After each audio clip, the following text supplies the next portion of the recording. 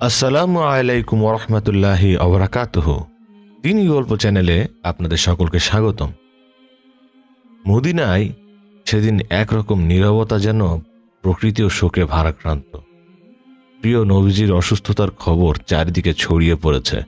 হযরত ফাতেমা রাদিয়াল্লাহু তাআলা আনহুমা ছুটে চলেছে রাসূলুল্লাহ সাল্লাল্লাহু আলাইহি ওয়াসাল্লামের বাড়ির দিকে। সেদিন আকাশের চাঁদ যেন ফিকে হয়ে গেছে। সাহাবীরা বসে আছেন, কারো চোখে অশ্রু, কারো বা অন্তর পাথরের মতো ভারী হয়ে গেছে। কেউ কোনো কথা বলছে না, শুধু নিঃশব্দে ফুঁপিয়ে কাঁদছে। এদিকে মুহাম্মদ সাল্লাল্লাহু আলাইহি ওয়াসাল্লাম অসুস্থ অবস্থায় আয়েশা রাদিয়াল্লাহু তাআলা আনহুমা এর গৃহে আছেন। ঠিক তখনই হঠাৎ করে গৃহের পরিবেশ বদলে গেল। একটি অদ্ভুত নূর যেন গৃহের পাশে ছড়িয়ে পড়ল। আয়েশা রাদিয়াল্লাহু তাআলা আনহুমা বিস্মিত হয়ে চারপাশে তাকালেন। গৃহের বাইরে এক সুন্দর সুদর্শন ব্যক্তি দাঁড়িয়ে আছে। হযরত মুহাম্মদ সাল্লাল্লাহু আলাইহি ওয়াসাল্লাম বললেন, দরজার বাইরে কে দাঁড়িয়ে আছে? হে ফাতেমা, দরজা খুলে দাও। হযরত ফাতেমা রাদিয়াল্লাহু তাআলা আনহুমা বললেন, ইয়া রাসূলুল্লাহ, আমি তাকে চিনতে পারছি না, তিনি এক সুদর্শন ব্যক্তি। তখন মুহাম্মদুর রাসূলুল্লাহ সাল্লাল্লাহু আলাইহি ওয়াসাল্লাম বললেন, তুমি তাকে চিনবে কিভাবে? তিনি এমন একজন সুন্দর সুদর্শন ব্যক্তি, যেখানে যায় কখনো খালি হাতে ফেরেন না। তিনি আর কেউ না, তিনি হলেন হযরত আজরাইল ফেরেশতা। এই কথা শুনেই হযরত ফাতেমা রাদিয়াল্লাহু তাআলা আনহুমার চোখ দিয়ে অশ্রু গড়িয়ে পড়তে লাগলো। তখন হযরত আজরাইল ফেরেশতা সালাম দিয়ে ঘরের ভিতর প্রবেশ করলেন এবং বললেন, আসসালামু আলাইকুম ওয়া রাহমাতুল্লাহি ওয়া বারাকাতুহু ইয়া রাসূলুল্লাহ, ইয়া রাহমাতুল আলামিন। আল্লাহ রাব্বুল আলামিন আপনাকে সালাম জানিয়েছেন। আল্লাহ রাব্বুল আলামিন আমাকে আপনার কাছে পাঠিয়েছেন। ইয়া রাসূলুল্লাহ, আপনি অনুমতি দিলে তবেই জান কবজ করব, আর নয়তো ফিরে যাব। আপনার যতদিন ইচ্ছা ততদিন এই পৃথিবীতে থাকবেন।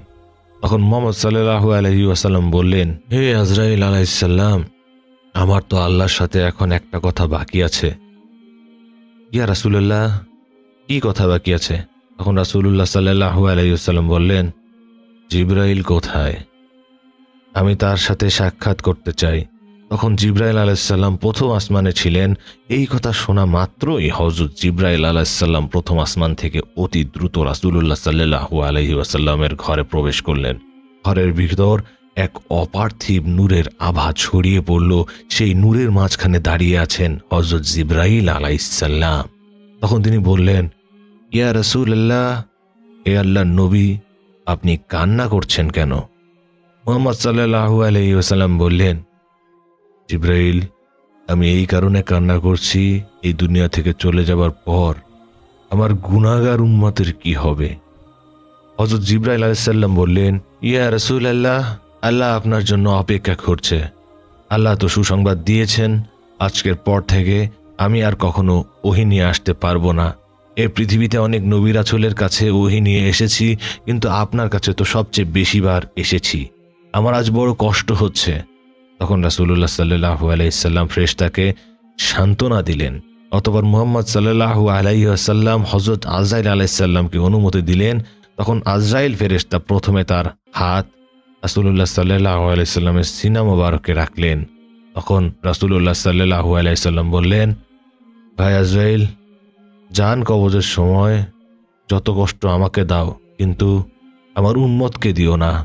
তখন আজরাইল ফেরেশতা বললেন, ইয়া রাসূলুল্লাহ, আপনাকে চিন্তা করতে হবে না। আপনার উম্মতের মধ্যে যে খাঁটি ঈমানদার উম্মত হবে, তার এমনভাবে জান কবজ করা হবে যেন একটি শিশু মায়ের কোলে দুধ পান করতে করতে ঘুমিয়ে যায়, ঠিক তেমন হবে। এই কথা শুনে রাসূলুল্লাহ সাল্লাল্লাহু আলাইহি ওয়াসাল্লাম নিশ্চিত হলেন। এরপর আস্তে আস্তে খুবই ইজ্জতের সাথে এই কাজ শেষ করে রাসূলুল্লাহ সাল্লাল্লাহু আলাইহি ওয়াসাল্লামের রূহ মোবারক আল্লাহর কাছে নিয়ে চলে গেলেন। হযরত ফাতেমা রাদিয়াল্লাহু তাআলা আনহুমা এবং আম্মা জান আয়েশা রাদিয়াল্লাহু তাআলা আনহুমা যেন নীরব, নিস্তব্ধ, বাকরুদ্ধ হয়ে গেলেন। অতঃপর পৃথিবী স্তব্ধ হয়ে গেল, মদিনার বাতাস স্থির হয়ে গেল। পৃথিবী যেন কিছুতেই মুহূর্তের জন্য থমকে গেল। সমগ্র প্রাণীকুল কাঁদতে লাগলো। এই সংবাদ খুবই দ্রুত সমগ্র মদিনায় ছড়িয়ে পড়ল। এই সংবাদে প্রত্যেক মুসলমানের কলিজা যেন ভেঙে চূড়ে চূর্ণ বিচূর্ণ হয়ে গেল। তাদের হৃদয়ে যেন ছিঁড়ে ছিন্ন ভিন্ন হয়ে গেল। সমস্ত মুসলমানের পায়ের নিচে মাটি যেন সরে গেল। দয়াল নবী হযরত মুহাম্মদ সাল্লাল্লাহু আলাইহি ওয়াসাল্লামের ভক্ত বন্ধু, আজীবনের সঙ্গী এবং সহচরগণ যারা তাকে নিজের প্রাণের চেয়েও বেশি ভালোবাসতেন, তারা দয়াল নবী হযরত মুহাম্মদ সাল্লাল্লাহু আলাইহি ওয়াসাল্লামের এই সংবাদে অনেকেই বাকরুদ্ধ হয়ে গেল। আবার কেউ বা কচি শিশুর মতো হাউ মাউ করে কাঁদতে শুরু করলেন। এদিকে হযরত বেলাল রাদিয়াল্লাহু তাআলা আনহু মসজিদে অঝরে কাঁদতে কাঁদতে বলতে লাগলো, আমি কিভাবে আজান দেব, আমার জিহ্বা কিভাবে উচ্চারণ করবে সেই নাম যিনি আজ আমাদের মাঝে নেই? কেউ তাকে সান্ত্বনা দিতে পারছিল না।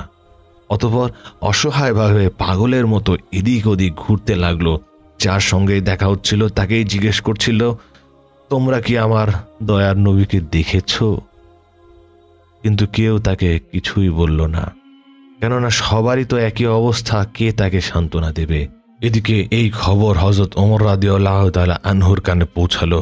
হযরত ওমর রাদিয়াল্লাহু তাআলা আনহুর মতো জ্ঞানী বিচক্ষণ সাহাবী জোরে কাঁদতে কাঁদতে তলোয়ার উঁচিয়ে বললেন, আমার দয়াল নবী কখনোই ইন্তেকাল করতে পারে না। যে বলবে আমাদের প্রিয় নবী রাসূলুল্লাহ সাল্লাল্লাহু আলাইহি সাল্লাম মারা গেছে, তাকে তলোয়ার দিয়ে দ্বিখণ্ডিত করে দেব। তিনি আমাদের ছেড়ে যাননি, তিনি আমাদের মাঝে আছেন। ওমর রাদিয়াল্লাহু তাআলা আনহু বলতে লাগলেন, মুসা আলাইহিস সালাম যেমন আল্লাহর সাথে সাক্ষাৎ করতে তুর পাহাড়ে 40 দিনের জন্য তার উম্মতকে রেখে চলে গিয়েছিলেন, সেই রকম আল্লাহর রাসূলও তার রবের সাথে সাক্ষাৎ করতে গিয়েছেন, তিনি আবার ফিরে আসবেন। সেই সময় হযরত আবু বকর রাদিয়াল্লাহু তাআলা আনহু এসে বললেন, ওমর চুপ করো। ওমর রাদিয়াল্লাহু তাআলা আনহু তখনও চিৎকার করছিল। ইবনে রজব রাহমাতুল্লাহি আলাইহি বলেন, রাসূলুল্লাহ সাল্লাল্লাহু আলাইহি সাল্লাম যখন ইন্তেকাল করেন, তখন মুসলিমরা ব্যথিত হলো, নির্বাক এবং বিভ্রান্ত হয়ে গেল। কেউ সংজ্ঞা হারিয়ে ফেলল এবং হতবুদ্ধ হয়ে গেল। অনেকে বসে পড়ল এবং এমনকি তারা দাঁড়ানোর ক্ষমতা হারিয়ে ফেলল। অনেকে বাকশক্তি হারিয়ে ফেলল। আর একদল তো মানসিক ভারসাম্য হারিয়ে রাসূলের মৃত্যুকে পুরোপুরি অস্বীকার করতে লাগলো। এবং শেষ দলের মধ্যে ছিলেন হযরত উমর ইবনে আল খাত্তাব রাদিয়াল্লাহু তাআলা আনহু। সম্ভবত উমর রাদিয়াল্লাহু তাআলা আনহুর মতো অন্য কেউ রাসূলুল্লাহ সাল্লাল্লাহু আলাইহি সাল্লামের মৃত্যুকে এত বেশি অস্বীকার করেনি।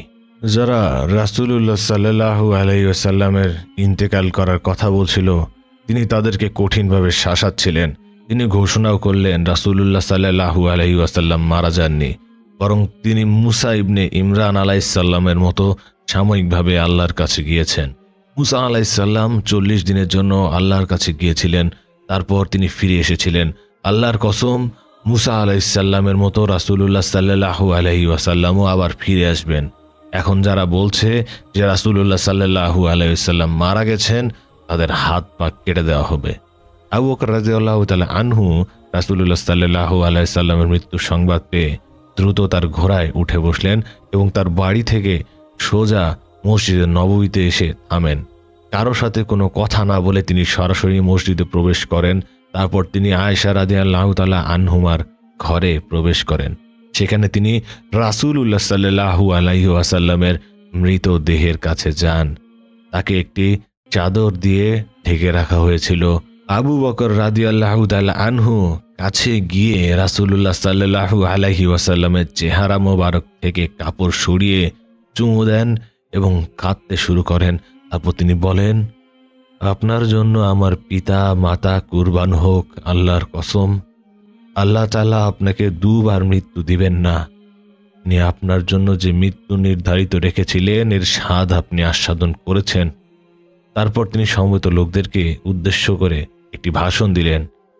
আল্লাহর হামদ ও নাত পড়ার পর তিনি বললেন, হে জনমণ্ডলী, যে ব্যক্তি মুহাম্মাদের ইবাদত করত সে জেনে রাখুক মুহাম্মদ মারা গেছেন, আর যে ব্যক্তি আল্লাহর ইবাদত করত সে জেনে রাখুক যে আল্লাহ চিরঞ্জীব ও অবিনশ্বর।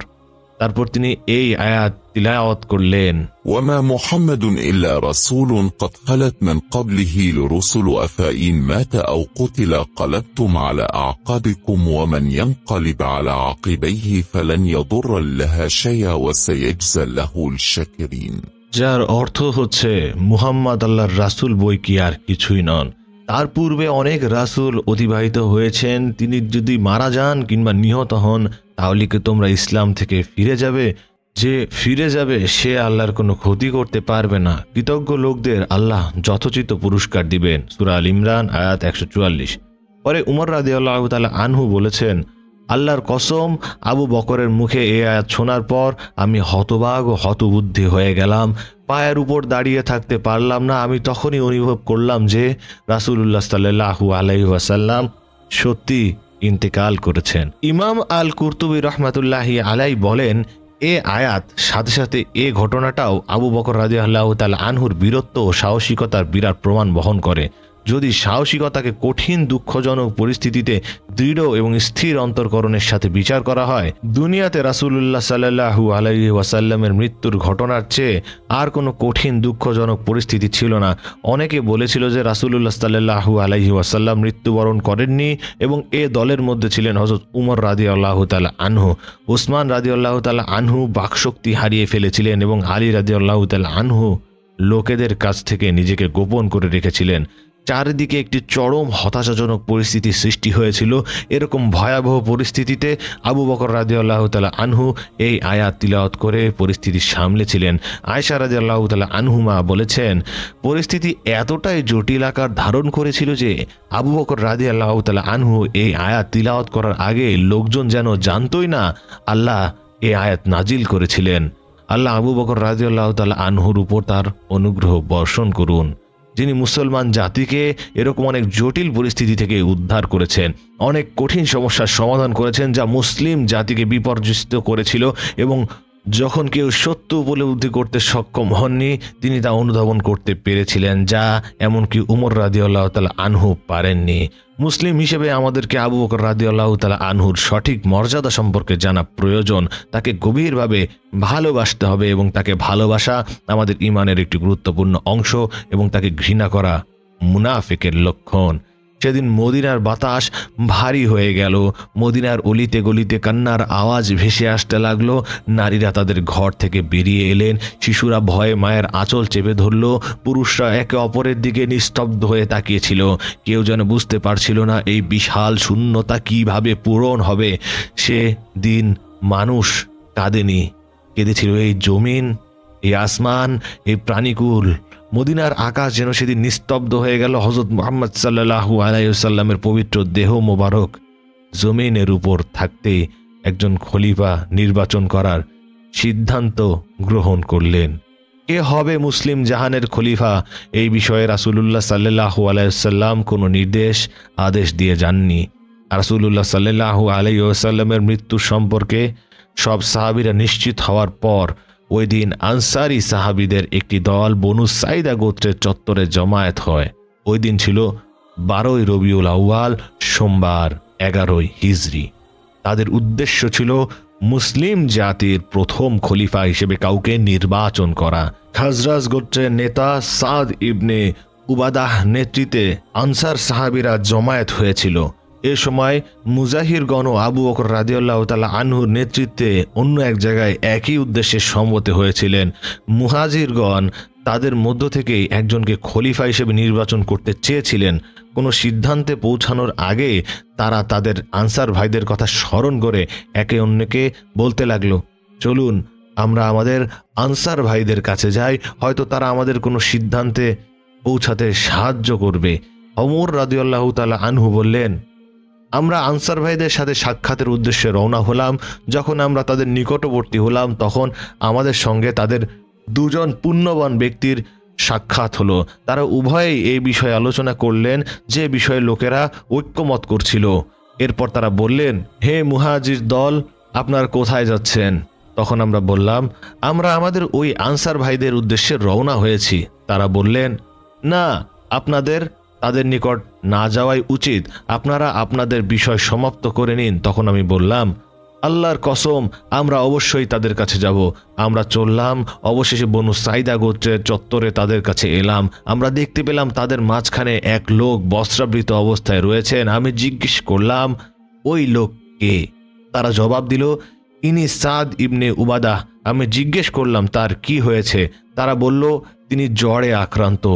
আমরা কিছুক্ষণ বসার পরই তাদের খতিব উঠে দাঁড়িয়ে কালিমায় শাহাদাত পড়লেন এবং আল্লাহর যথোপযুক্ত প্রশংসা করলেন। তারপর বললেন, আম্মা বাদ, আমরা আল্লাহর দ্বীনের সাহায্যকারী ও ইসলামের সেনাদল এবং তোমরা হে মুহাজির দল একটি ছোট দল মাত্র, যে দলটি তোমাদের গোত্র থেকে আলাদা হয়ে আমাদের কাছে পৌঁছেছে, অথচ এরা এখন আমাদেরকে মূল থেকে সরিয়ে দিতে এবং খেলাফত থেকে বঞ্চিত করে দিতে চাচ্ছে। যখন তিনি নিশ্চুপ হলেন তখন আমি কিছু বলার ইচ্ছা করলাম, আর আমি আগেই থেকেই কিছু কথা সাজিয়ে রেখেছিলাম যা আমার কাছে ভালো লাগছিল। আমি ইচ্ছা করলাম যে আবু বকর রাদিয়াল্লাহু তাআলা আনহুর সামনে কথাটি পেশ করব। আমি তার ভাষণ থেকে সৃষ্ট রাগকে কিছুটা ঠান্ডা করতে চাইলাম। আমি যখন কথা বলতে চাইলাম তখন আবু বকর রাদিয়াল্লাহু তাআলা আনহু বললেন, তুমি থামো। আমি তাকে রাগান্বিত করাটা পছন্দ করলাম না, তাই আবু বকর রাদিয়াল্লাহু তাআলা আনহু কথা বললেন, আর তিনি ছিলেন আমার চেয়েও সহনশীল ও গম্ভীর। আল্লাহর কসম, তিনি এমন কোনো কথা বাদ দেননি যা আমি সাজিয়ে রেখেছিলাম, অথচ তিনি তাৎক্ষণিকভাবে ওই রকম বরং তার থেকেও উত্তম কথা বললেন।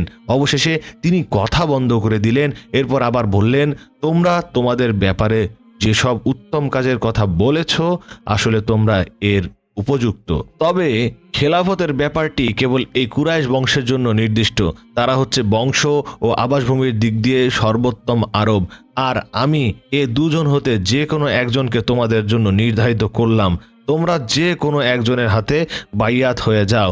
এরপর তিনি আমার ও আবু উবাইদ ইবনু জাররাহ রাদিয়াল্লাহু তাআলা আনহুর হাত ধরলেন। তিনি আমাদের মাঝখানেই বসা ছিলেন। আমি তার এ কথা ব্যতীত যত কথা বলেছেন কোনোটাকেই অপছন্দ করিনি। আবু উবাইদাহ বললেন, আল্লাহর কসম, আবু বকর যে জাতির মধ্যে বর্তমান আছেন সে জাতির উপর আমি শাসক নিযুক্ত হবার চেয়ে এটাই শ্রেয় যে আমাকে অগ্রসর করে আমার ঘাড় ভেঙে দেওয়া হবে, ফলে তা আমাকে কোনো গুনাহের কাছে আর নিয়ে যেতে পারবে না। হে আল্লাহ, হয়তো আমার আত্মা আমার মৃত্যুর সময় এমন কিছু আকাঙ্ক্ষা করতে পারে যা এখন আমি পাচ্ছি না। তখন আনসারদের এক ব্যক্তি বলে উঠল, আমি এ জাতির অভিজ্ঞ বংশগত সম্ভ্রান্ত। হে কুরাইশগণ, আমাদের হতে হবে এক আমির আর তোমাদের হতে হবে এক আমির। এ সময় অনেকে কথা ও হইচই শুরু হয়ে গেল। আমি এ মতবিরোধের দরুন শঙ্কিত হয়ে পড়লাম। তাই আমি বললাম, হে আবু বকর, আপনি হাত বাড়ান। তিনি হাত বাড়ালেন। আমি তার হাতে বাইয়াত হলাম। মুহাজিরগণও তার হাতে বাইয়াত হলেন, অতঃপর আনসারগণও তার হাতে বাইয়াত হলেন। রাসূলুল্লাহর পরিবারের সদস্যরা রাসূলুল্লাহর গোসল ও দাফনের দায়িত্ব পালন করেন। এই কাজে নিয়োজিত ছিলেন আল আব্বাস ইবনে আব্দুল মুত্তালিব, আলী ইবনে আবি তালিব, আল ফাজাল ইবনে আব্বাস, উসাম ইবনে আব্বাস, উসামা ইবনে জায়েদ এবং রাসূলুল্লাহর আজাদকৃত কৃতদাস শুকরান। আনসারি সাহাবী আওস ইবনে খাওলি আলীকে বললেন, আল্লাহর কসম এবং রাসূলুল্লাহর উপর আমাদের হকের দোহাই দিয়ে বলছি, আমাকে ভেতরে আসতে দিন। তাকে ভেতরে আসতে দেওয়া হলো এবং তিনি গোসলের সময় উপস্থিত ছিলেন। আয়েশা রাদিয়াল্লাহু তাআলা আনহুমা বললেন, গোসলের সময় তারা বলল, আমরা তো বুঝতে পারছি না রাসূলুল্লাহর গায়ের কাপড় খুলে গোসল দেব যেভাবে করে আমরা অন্যদের গায়ের কাপড় খুলে গোসল দেই, নাকি কাপড় রেখেই যেভাবে আছে সেভাবে গোসল দেব। যখন তারা এটা নিয়ে বিতর্ক করছিল তখন আল্লাহ তাদের তন্দ্রাচ্ছন্ন করে দেন। সেই তন্দ্রায় তাদের প্রত্যেকের মাথা ঢলে পড়ল। এরপর ঘরের পাশ থেকে একটা আওয়াজ এলো, রাসূলুল্লাহর গায়ের কাপড় থাকা অবস্থাতেই তাকে গোসল দাও। কেউ জানে না এই কথা কে বলেছিল, তাই তারা রাসূলুল্লাহ জামার উপর দিয়েই পানি ঢালে এবং তাদের হাত না দিয়ে জামার উপর দিয়ে শরীর ঘষে দেয়। গোসল শেষে রাসূলুল্লাহর শরীর 3 টুকরো কাপড় জড়ানো হলো।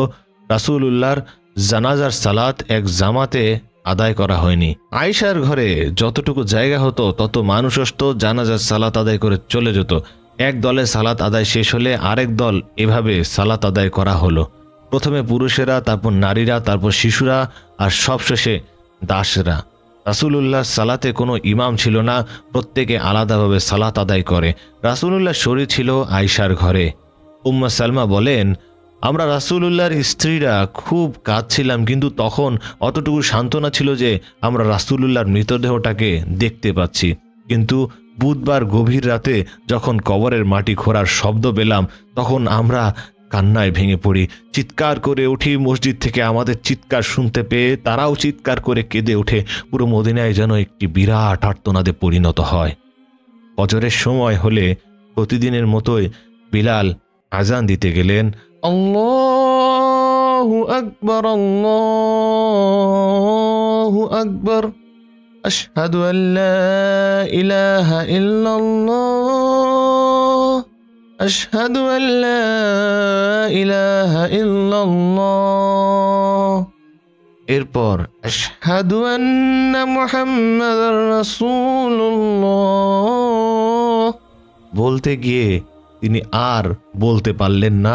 গলার কাছে আওয়াজগুলো যেন সব দলা পাকিয়ে গেল। কান্নায় ভেঙে পড়লেন বিলাল। আজান শেষ করতে পারলেন না। বিলাল ছিলেন আল্লাহর রাসূলের মুয়াজ্জিন। রাসূলের মৃত্যুর পর তিনি আর কারো জন্য আজান দেননি। আয়েশার ঘরে খনন করা হলো রাসূলুল্লাহর কবর। নবীরা যে স্থানে মৃত্যুবরণ করেন সেখানেই তাদেরকে কবর দেওয়া হয়। এটাই নবীদের সুন্নত। আয়েশা একটি স্বপ্নে দেখেছিলেন 3টি চাঁদ তার কোলে পতিত হয়েছে। আবু বকর এই স্বপ্নের ব্যাখ্যায় বলেছিলেন, যদি তোমার স্বপ্ন সত্যি হয় তাহলে পৃথিবীর বুকে শ্রেষ্ঠ 3 ব্যক্তির কবর তোমার ঘরে হবে। যখন রাসূলুল্লাহর দাফনের সময় এলো তখন আবু বকর এলেন। তোমার চাঁদগুলোর মধ্যে এটা হলো সর্বশ্রেষ্ঠ চাঁদ। রাসূলুল্লাহ সাল্লাল্লাহু আলাইহি সাল্লামের মৃতদেহ কবরস্থ করার সময় এলো। এই কাজটিও রাসূলুল্লাহর পরিবারের লোকেরা সম্পন্ন করলেন। কবরে নেমেছিলেন আলী, ফাদল ইবনে আব্বাস, কুসাম ইবনে আব্বাস আর শুকরান। একটি বর্ণনা অনুযায়ী রাসূলুল্লাহকে কবরস্থ করার সময় মুগীরা ইবনে শুবা ইচ্ছা করে তার একটি আংটি কবরের মধ্যে ফেলে দেন। এরপর সবাইকে বললেন, দাঁড়ান দাঁড়ান, আমার আংটিটা নিয়ে নিতে দিন। এই বাহানায় তিনি রাসূলুল্লাহর কবরে নামেন যেন তিনি রাসূলুল্লাহকে স্পষ্ট করা শেষ ব্যক্তিটি হতে পারেন। তারপর তিনি উঠে আসেন। দাফন কাজ শেষ করে সবাই একে একে ফিরে এলেন। তখন ফাতিমা বললেন, আনাস, তোমরা কিভাবে পারলে আল্লাহর রাসূলের শরীরের উপর মাটি নিক্ষেপ করতে? আসলে রাসূলুল্লাহর মৃত্যু, তার গোসল, তার দাফন সবই তার জন্য খুবই কষ্টদায়ক ছিল। সেজন্য রাসূলুল্লাহ সাল্লাল্লাহু আলাইহি ওয়াসাল্লাম বলেছেন, যখনই তোমাদের কারো উপর কোনো বিপদ আসবে তখন আমার মৃত্যুর কথা স্মরণ করবে। কারণ একজন মুসলিমের উপর সবচেয়ে বড় যে বিপদ আসতে পারে সেটা ইতোমধ্যে ঘটে গেছে, আর তা হলো আল্লাহর রাসূলের জীবনাবসান। আর কোনো মুসিবতই এর সাথে তুলনা করার মতো নয়। আনাস ইবনে মালিক ছিলেন আল্লাহর রাসূলের ঘরে বড় হওয়া সাহাবী। তিনি বলেন, আমার জীবনের সবচেয়ে বিশেষ দিন 2টি, একটি সবচেয়ে আনন্দের আর একটি সবচেয়ে কষ্টের। আনন্দের দিনটি হলো রাসূলুল্লাহর মদিনায় আসার দিন। সেদিন সবকিছু ছিল আলোকিত। আর সবচেয়ে কষ্টের দিন হলো রাসূলুল্লাহ সাল্লাল্লাহু আলাইহি ওয়াসাল্লামের মৃত্যুর দিন। সেদিন সবকিছু যেন আধারে ছেয়ে গেল। রাসূলুল্লাহকে কবর দেওয়ার পর যখন আমরা হাত থেকে ধুলা ঝাড়ছিলাম তখন থেকেই মনে হতে লাগলো আমাদের অন্তরগুলো আগের মতো নেই।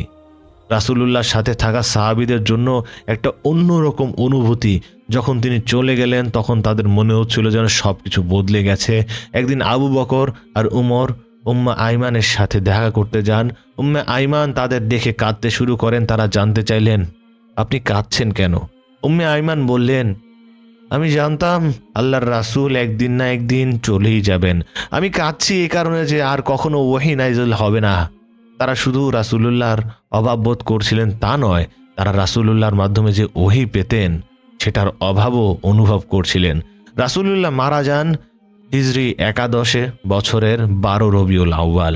মৃত্যুর সময় রাসূলুল্লাহ ছিলেন সমগ্র আরবের অবিসংবাদিত শাসক। তিনি এমন একটা সময় চলে যান যখন আনারবের রাজা বাদশারা তাকে সমীহ করত শুরু করেছে। কিন্তু এই প্রতাপ আর প্রতিপত্তি থাকা মানুষটি কোনো সম্পদ রেখে যাননি। মৃত্যুর একদিন আগে তিনি সব দাস দাসীকে মুক্ত করে দেন। 7 দিনার ছিল, সেগুলোও সাদকা করে দেন। তার একটি বর্ম একটি ইহুদির কাছে বন্ধক রাখা ছিল, সেটার বিনিময়ে তিনি কিছু জব নিয়েছিলেন পরিবারের জন্য। তিনি রেখে গেছেন কেবল একটি সাদা খচ্চর, কিছু অস্ত্র আর এক টুকরো জমি। এই জমিটিও তিনি মুসাফিরদের জন্য সাদকা করে দিয়ে গেছেন। না ছিল সম্পদের বাহার, না ছিল সোনা রূপার বাহার, কিছুই না। তবে পৃথিবীর সর্বশ্রেষ্ঠ এই মানুষটি রেখে গেছেন পৃথিবীর সর্বশ্রেষ্ঠ প্রজন্ম। সেই প্রজন্ম গড়েছে এক নতুন ইতিহাস। মুসলিম জাতির আগে দুনিয়ার বুকে আল্লাহর মনোনীত জাতি ছিল বনু ইসরাইল। তাদেরকে সৎ পথে টিকিয়ে রাখার জন্য আল্লাহ তাদের কাছে একের পর এক নবী পাঠাতেন, কিন্তু আল্লাহর রাসূল যে উম্মাহকে রেখে গেছেন সেই উম্মাহর জন্য আর কোনো নবী পাঠানোর প্রয়োজন নেই। শেষ নবী তাদের জন্য কিয়ামত পর্যন্ত যথেষ্ট। এটা মুসলিম উম্মার জন্য এক অভাবনীয় সম্মাননা। আল্লাহর রাসূল যেখানে শেষ করেছেন, সাহাবীরা সেখান থেকে এক নতুন যুগের সূচনা করেছেন। সে যুগ গৌরবের, সে যুগ সমীহ জাগানিয়া। রাসূলুল্লাহর যাওয়ার অল্প ক বছরের মাথায় পৃথিবীর তৎকালীন দুই পরাশক্তি রাসূলুল্লাহর অনুসারী সাহাবীদের ভয়ে থরথর করে কাঁপতে শুরু করেছে। সে আরেক ইতিহাস। আজ তাহলে এতটুকুই। দেখা হচ্ছে পরবর্তী কোনো ভিডিওতে। আসসালামু আলাইকুম ওয়া রাহমাতুল্লাহি ওয়া বারাকাতুহু।